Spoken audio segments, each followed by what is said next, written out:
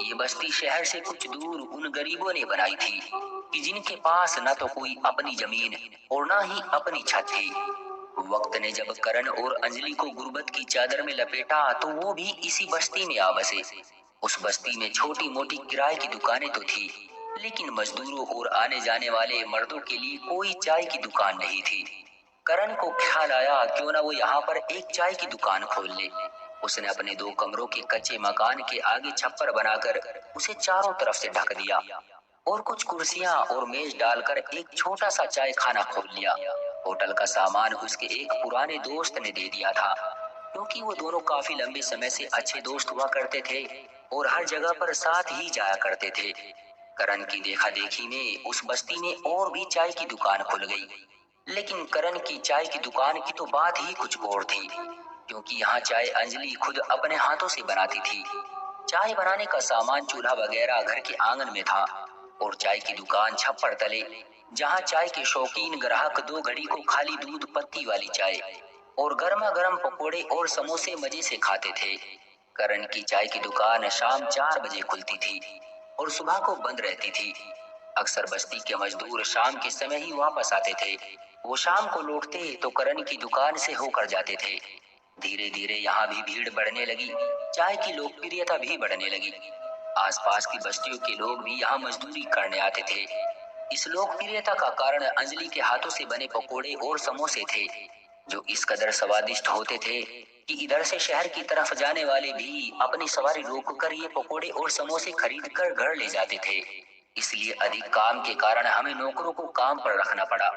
जब कमाई बढ़ गई तो करण ने दुकान की छत पक्की करवा ली और चारों दीवारें भी बनवाई, नई मेज कुर्सियां खरीद ली। अब ये चाय की दुकान नहीं, करण होटल बन गया था। सभी बस्ती वालों की जुबान पर तो करण का चाय खाना ही चढ़ा हुआ था, लेकिन वो उसको होटल नहीं, चाय की दुकान ही कहते थे। 1 साल बाद करण इस काबिल हो गया कि इसने अंजलि के सोने की बाली और उसके लिए हार बनवा दिया। अब दोनों पति पत्नी की जिंदगी सुकून से गुजर रही थी कि एक दिन एक बात ने उनकी जिंदगी बदल दी। उस दिन उनके घर बरसों बाद एक खास मेहमान आया था, जो करण का दोस्त था और जिसने कभी अपने उस दोस्त पर तरस खाकर उसको चाय की दुकान खोलने के लिए कुछ पैसे और मेज कुर्सियां दी थी। वो खुद एक बड़े शहर में एक बड़े होटल का मालिक था और वो पुराना सामान जो उसके होटल के इस्तेमाल से बाहर हो गया था, उसे करण को देकर उस पर एहसान किया था। करण के उस दोस्त ने करण की पत्नी को देख रखा था। बस ये तस्वीर तो पहले दिन से ही उसके दिल पर छप गई थी, मगर उसको हासिल करने की आरज़ू को दिल में दबा लिया था कि अंजलि पराई औरत थी और ये पराई औरत भी उसके दोस्त की इज्जत थी। जब वो आया तो करण ने उसको अपने घर के अंदर चारपाई पर बैठाया और अपनी पत्नी से कहा कि मेरा जिगरी दोस्त बहुत ही दिनों बाद आया है, तुम मेरे मेहमान के लिए अच्छे से अच्छा खाना बनाओ। अंजलि ने ऐसा ही किया। अंजलि ने पहले पिस्ते बादाम और मलाई वाली चाय और फिर तंदूरी रोटी और पनीर की सब्जी बनाई। करण का दोस्त अंजलि की मेहनत से बहुत खुश हुआ और उसकी तारीफ भी की। अंजलि ने बड़ी मेहनत से ये सब कुछ उसके लिए तैयार किया। जाते हुए उसने अंजलि को धन्यवाद किया और उसके पति की खुशामद करके अपने होटल ले गया। वो होटल के पीछे एक कोठा भी चलाता था, जिसके बारे में करण को नहीं पता था। उसने देखा कि यहाँ का माहौल तो पहले जैसा नहीं रहा और काफी बदल चुका है। होटल तो सामने के हिस्से में मौजूद था, मगर पिछले हिस्से में जहाँ उसने करण को बिठाया, वहाँ अलग अलग आयु और तरह तरह की शक्लों के लोग बारी बारी खूबसूरत गिलासों में शराब पी रहे थे। करण को उसकी बू बहुत बुरी महसूस हुई। जैसे ही करण ने वहां से उठना चाहा तो उसके दोस्त ने करण का हाथ थामकर जबरदस्ती बैठा लिया।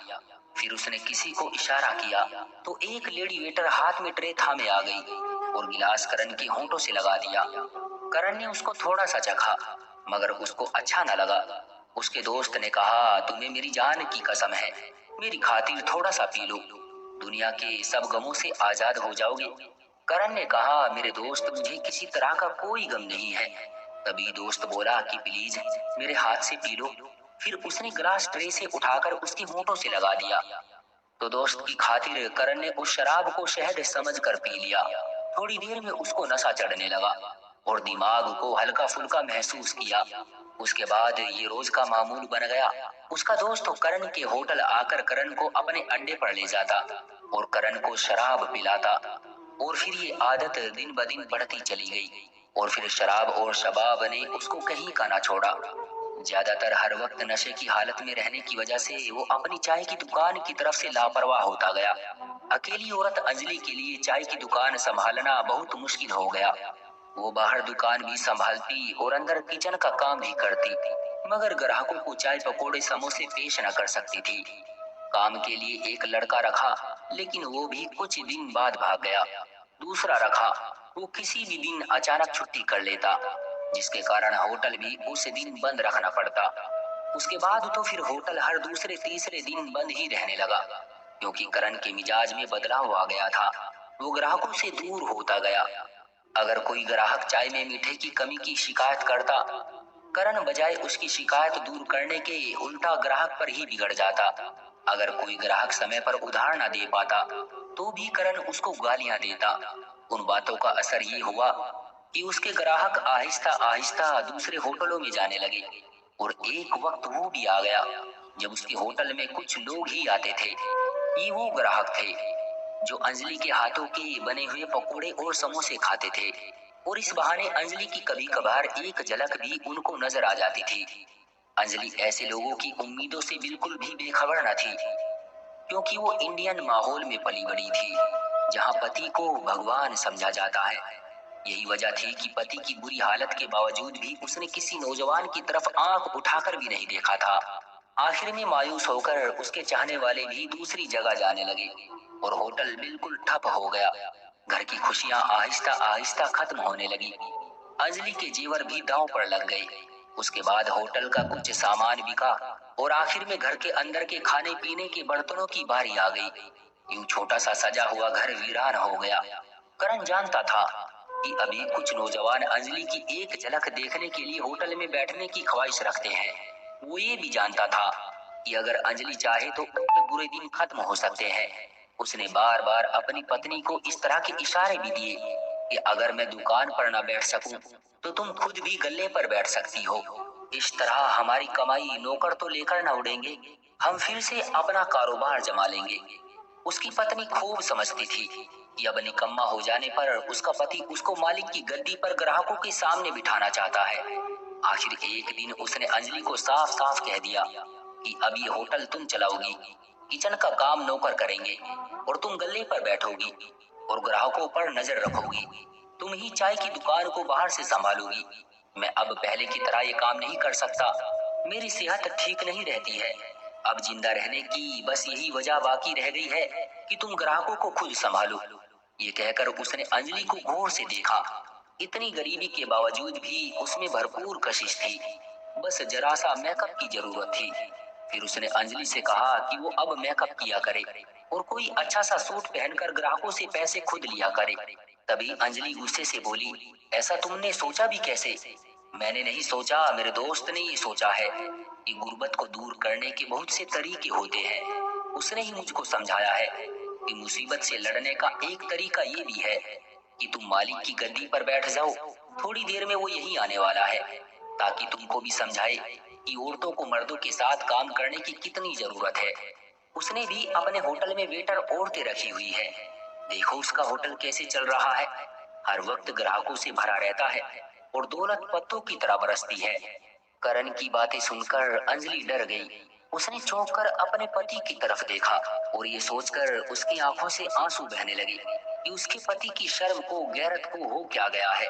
क्या वाकई नशा इंसान की सोच समझ को खत्म कर देता है? उसको सोचते हुए पाकर करण ने जोर से चिल्लाकर कहा कि तैयार हो जाओ और अच्छा सा सूट पहन लो, अभी मेरा दोस्त आने वाला है। अंजलि ने ऐसा करने से मना कर दिया तो उसका पति अंजलि पर बिगड़ गया और अंजलि के मुंह पर एक जोरदार थप्पड़ मार दिया और फिर उसे धक्का दे दिया। वो फर्श पर जा गिरी। 2 दिन की भूखी है और अब भी अकड़ दिखा रही है। माँ बाप तेरे मर गए, अब आखिर कहाँ जाएगी? मैं अभी आता हूँ आधे घंटे में, मेरे आने से पहले हाथ मुंह धोकर तरोताजा हो जाना। ये कहकर वो कमरे से चला गया। उसके जाने के बाद अंजलि सिसकती हुई उठी। उसने फैसला कर लिया कि वो मर जाएगी। लेकिन किसी कीमत पर गैर मर्दों का निशाना नहीं बनेगी, वरना कल तक जो उसके हाथ की बनी चाय और पकोड़े के आशिक थे, उसके आशिक ग्राहक बनकर आने लगेंगे। उसने चाय की दुकान में भागते दौड़ते चूहों के लिए लाई गई जहरीली गोलियां उठाकर खा ली। खाली पेट में इतनी सारी गोलियों ने तेजी से काम दिखाया। तकलीफ बढ़ने लगी जो उसकी बर्दाश्त से बाहर थी।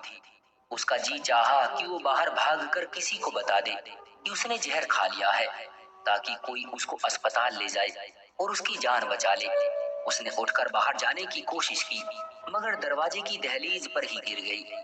शायद बदन में ताकत न रही थी, या फिर ये सोचा होगा कि इस पिंजरे से अपनी बेबस बेचैन रूह को आजाद हो जाने दे। उसकी रूह उसके जिस्म से निकल चुकी थी। कुछ देर बाद उसका पति कमरे में आया तो उसको अंजलि दहलीज पर ही पड़ी मिली। उसके साथ उसका दोस्त भी था। दोनों ने मिलकर उसको उठाकर चारपाई पर लिटाया और उसको चादर से ढक दी। अब करण के मुंह पर हवा उड़ रही थी और खौफ से उसका रंग पीला पड़ चुका था। करण के दोस्त ने पुलिस को फोन किया। थोड़ी देर बाद पुलिस आ गई। वो अंजलि की लाश के साथ करण को भी ले गई। घर को ही नहीं, उसके होटल को भी ताला पड़ गया और पहले जो करण की चाय की दुकान मशहूर थी, वो अब भूत होटल के नाम से मशहूर है। तो दोस्तों, ये थी हमारी आज की कहानी। आपका क्या कहना है इस कहानी के बारे में? कमेंट करके हमें जरूर बताएं। वीडियो को लाइक कर दीजिए और इसी तरह की कहानियां लगातार देखने के लिए चैनल को सब्सक्राइब करके घंटी को दबाकर ऑल पर सेट कर लीजिए, ताकि आने वाली वीडियो का नोटिफिकेशन आपके पास तुरंत पहुंचे। मैं मिलता हूं आपसे अगली वीडियो में। तब तक के लिए धन्यवाद।